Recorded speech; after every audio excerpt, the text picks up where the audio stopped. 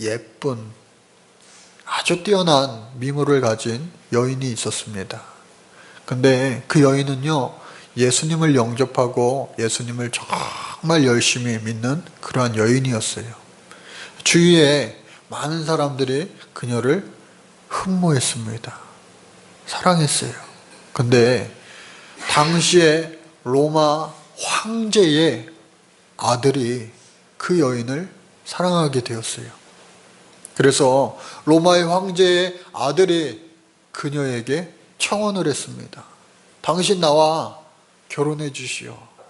그랬는데 그 소피아라고 하는 이 여인은요, 그 청을 거절했어요.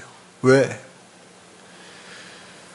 그 가족 전체가 예수 믿지 않았어요.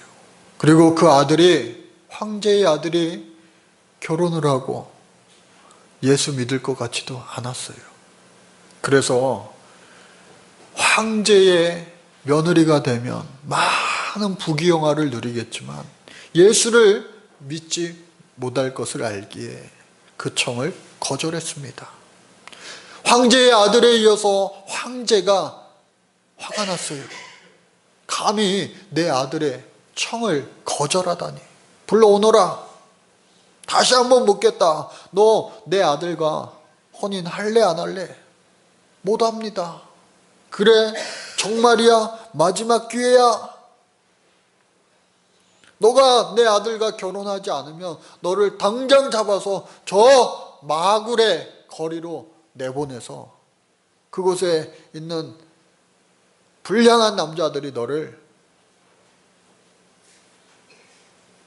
너가 지켜온 그 정조를 빼앗게 될 거야. 겁박했습니다. 그럼에도 불구하고 나는 결혼할 수 없어요. 나는 예수님을 따라 살기로 했습니다. 결국 그녀는요, 마굴의 거리로 내팽겨쳐졌습니다. 그리고 그곳에 불량한 남자들이 그 소피아를 향하여 손을 대려고 할 때에 그 남자의 손들이요, 석고처럼 굳어지게 되었어요.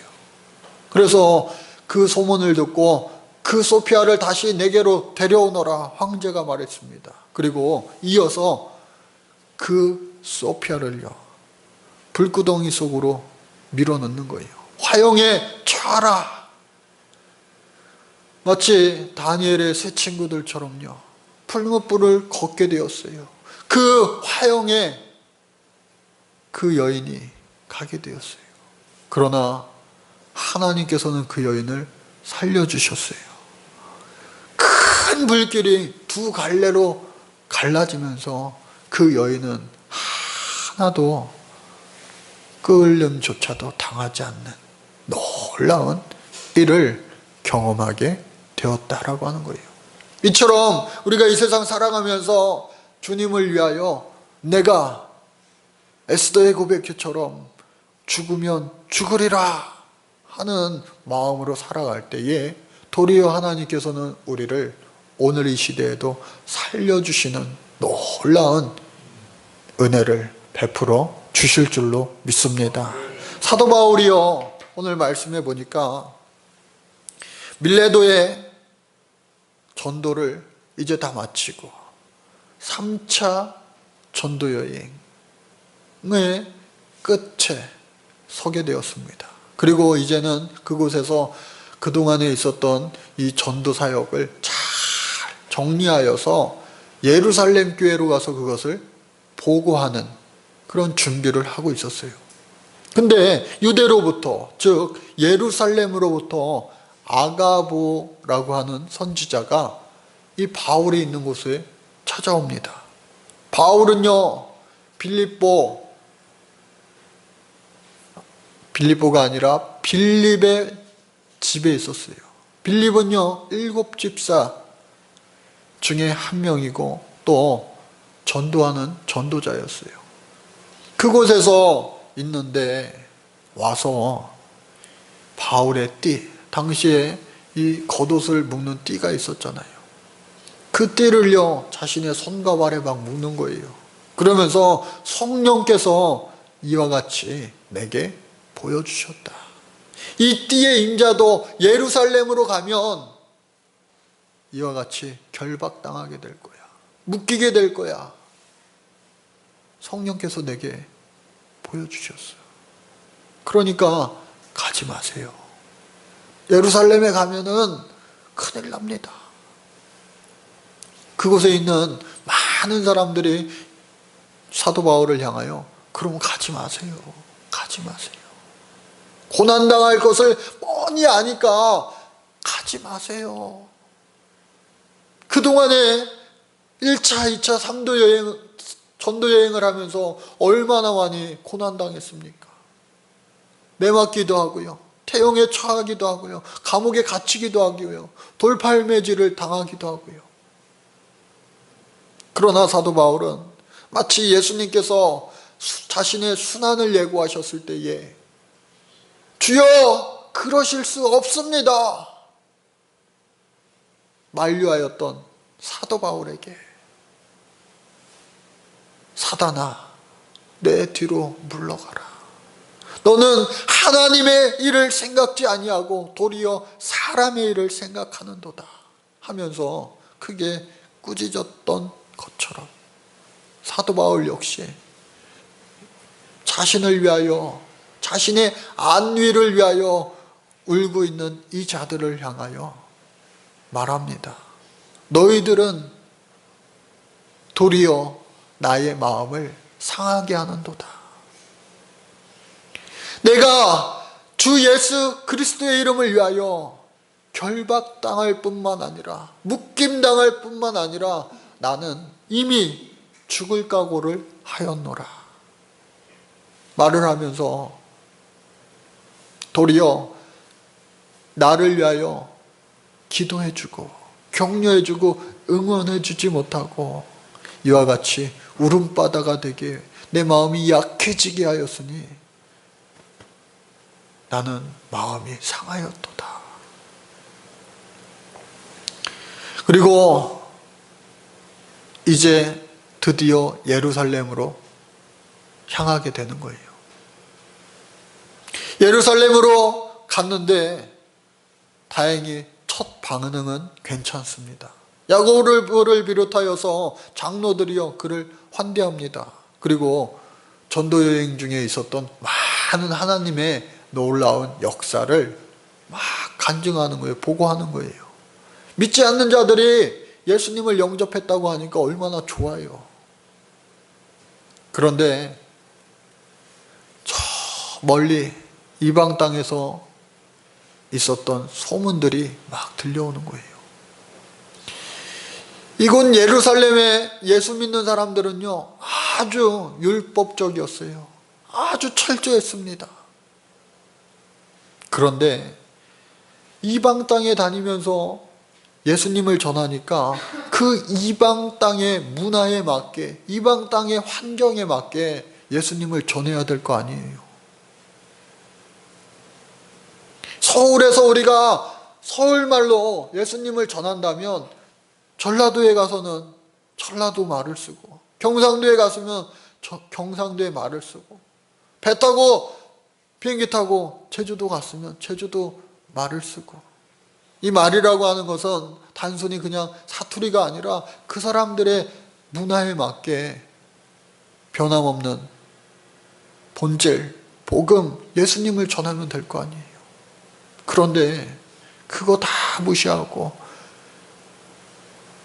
예수님뿐만 아니라 예수님 믿는 모든 것, 사사로운 것까지 다 서울 사람들처럼 하라고 하면 어떻게 지방 사람들이 예수님 믿기가 쉽지 않겠잖아요. 하물며 지방에도 그러할 텐데 이방 땅, 다른 나라, 외국에 가서 우리나라처럼 똑같이 믿어야 돼. 이거 쉽지 않아요. 그래서 사도 바울은 하나님 주시는 지혜로 말미암아 예수님 믿고 구원은 받습니다. 믿음을 강조한 거예요. 그랬더니 이 유대 그리스도인들이요 아니 할례도 받아야지 구원에 이르지, 모세의 율법을 정확하게 지켜야지 구원에 이르지, 하면서 사도 바울을 비난하기 시작합니다. 아유, 저거 사도 바울 이상해. 사도 바울이 예루살렘에 와서 하나님이 행하신 놀라운 역사를 말하면 은혜가 되는데 계속해서 그를 모함하는 자들이 있는 거예요. 안 되겠다. 그렇다면 지금 때마침 서원한, 하나님 앞에 서원한 네 사람이 있으니 그들과 함께 율법대로 결례를 따르고, 또 그들이 마지막 행위로 머리를 자르는데 그 머리 자르는 비용을 당신 바울이 대시오. 왜? 당시에 믿음 있는 자들은 그 서원한 자들의 머리 깎는 비용을 대신 내주는 그 율법 중에 율법이 있었어요. 그래서 좋습니다. 아유, 기꺼이 냅니다. 나는 결례를 따릅니다. 율법을 나도 잘 지킬 수 있습니다. 하면서 그들과 함께 율법의 결례를 며칠 동안 행했어요. 듣는 바와 다르네. 이 율법을 하나도 따르지 않고 율법을 무시한다고 사람들이 그랬는데, 아니에요. 이 서원자들과 함께 율법을 다 따르고 준행한 겁니다. 이제 됐다, 이제 됐어. 사도 바울 율법 잘 믿네. 율법 잘 행하네. 문제 없어. 판단이 섰는데 때마침 또 예루살렘이 아닌 저 다른 나라 아시아로부터 예수 믿는 사람들이 온 거예요. 그리고 사도 바울의 모습을 기억하면서 저 사도 바울 외국에서 내가 만났어. 내가 들었어. 내가 봤어. 내가 증인이야. 저 사람 율법을 무시했어. 모세를 무시했어. 할례를 받지 않아도 구원에 이른다고 내가 두 귀로 똑똑히 들었다니까. 또다시 그를 모함하는 거예요. 또다시. 결국 소동이 일어나는 그 나려고 하는 그 찰나에 기름을 부었어요. 뭐냐? 에베소에서 이방인으로서 사도 바울이 복음을 전하여 예수 믿게 된 사람, 그가 함께 지금 예루살렘에 있는데 그 사람을 데리고 어떻게 해요? 성전에 들어갔다고 말하는 거예요. 아닌데, 성전에 들어가진 않았는데, 드로비모라고 하는 에베소 사람 이방인을 데리고 성전에 들어가서 우리의 거룩성을 무너뜨렸다. 겉바 소문이 뜬 소문이 아니야. 거짓 소문이 아니야. 헛소문이 아니야. 저 사람은 율법을 다 무너뜨리는 나쁜 사람이야. 결국은 이 사도 바울이요, 그 많은 사람들로부터, 예수 믿는 유대인들로부터 아가보가 예언하였던 것처럼 결박당합니다. 그리고요, 막 매질도 당하는 거예요. 그리고 막 소리쳐서 모함을 하고 욕을 먹고 온갖 수모와 온갖 당할 수 있는 아픔을 당하는 거예요. 여러분, 이 사도 바울이요, 예루살렘에 온 목적은 뭐냐? 전도 여행하면서 행하신 하나님의 놀라운 일을 보고하기 위함도 하나 있었고, 또 자기도 알았어요. 이 예루살렘 교회와 이 외국인 교회, 이방인 교회가 하나 되어야 되겠다. 뭔가 좀 다르니까 하나 되어야 되겠다. 성령 안에서, 예수님 안에서 하나 된 교회로 내가 그 역할을 감당해야 되겠다라고 하는 마음과, 또 하나 예루살렘 교회에 깊은 가뭄이 들어서 재정적으로 넉넉하지 못하다라고 하는 이야기를 듣고 이방인 교회 다니면서 본교회 이 예루살렘 교회를 위하여 많은 헌금을 걷어와서 그 헌금을 전달하기 위한 목적도 있었어요. 정말로 사랑하는 마음으로 사랑을 가지고 왔는데 도리어 그 많은 교인들에게 우겨싸움을 당하고 매를 맞고 침뱉음을 당하고 죽기 직전까지 간 거예요. 그러나 하나님께서는요, 사도 바울에게 주신 사명이 다 이루어지지 않았기에 그를요 살려주세요. 어떻게 살려주셨느냐? 당시 로마의 천부장을 그곳에 급히 보내요. 로마의 군사들을 보내요. 그 많은 무리들 가운데 있는 사도 바울을 빼내게 됩니다. 즉 그의 목숨을요 건져주신 거예요. 오늘 말씀이 거기까지 딱 이어지는데, 사도 바울에게 주신 너는 로마로 가서 복음을 전하여야 하리라 말씀하신 그 사명이 아직 이루어지지 않았기 때문에 어떻게 해요? 사도 바울을요 살려주셨다고요. 박해의 시대 초대 교부 중에 크리소스톰이라고 하는 자가 있었어요. 많은 사람들이 이미 박해 때문에 순교한 후입니다. 이 때에도 심한 박해가 계속되고 있는 상황이었어요. 어느 날 로마 황제가 그를 부릅니다. 당신 예수 믿지 말어. 이 순간부터 당신 예수 믿지 말어. 아니요, 저는 예수님을 안 믿을 수가 없습니다. 저는요 예수님을 무슨 일이 있어도 믿겠습니다. 죽는 한이 있어도 당신 예수 믿는다고? 네.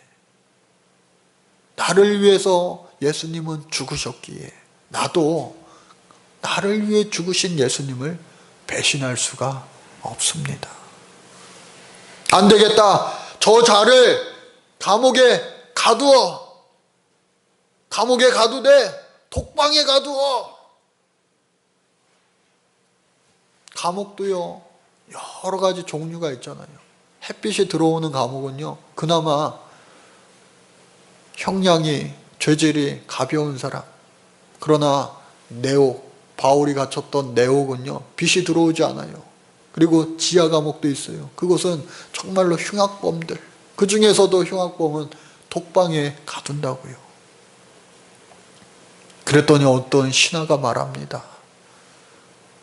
황제시여, 저자를 독방에 가두는 것은 저에게 형벌을 주는 것이 아니라 오히려 저를 기쁘게 하는 것입니다. 예수 믿는 사람들은요 홀로 있을 때에 하나님 앞에 기도하기 때문에, 독방에 가둔다면 저자가 끊임없이 하나님 앞에 기도하기 때문에 기뻐할 겁니다. 뭐야? 그렇다면 독방에 가두지 말고 아주 흉악범들이 모여있는, 많은 죄인들이 있는 그 방에 함께 가두도록 해. 또 어떤 신하가 말합니다. 안 됩니다. 저 예수 믿는 사람들은 항상 사람들을 보면은 예수 믿지 않는 사람들에게 예수님을 전하는, 그 전도하는 기쁨을 누리게 될 텐데 함께 죄수들과 모아두는 것도 아니 됩니다. 황제가 말합니다. 아니 그래? 그렇다면은 당장 그의 목을 베어버리도록 하라. 어떤 신하가 또 말합니다. 안 됩니다. 저들은 예수님을 위하여 스스로 죽는 것이, 순교하는 것이 저들의 가장 큰 삶의 영광으로 여기는데 저자를 죽이면 저자는 오히려 기뻐할 겁니다.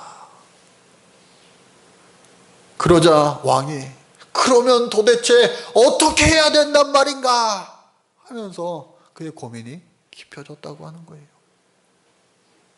오늘날 우리들은요, 저 여러분들은요 순교의 시대, 박해의 시대는 살고 있지 않아요.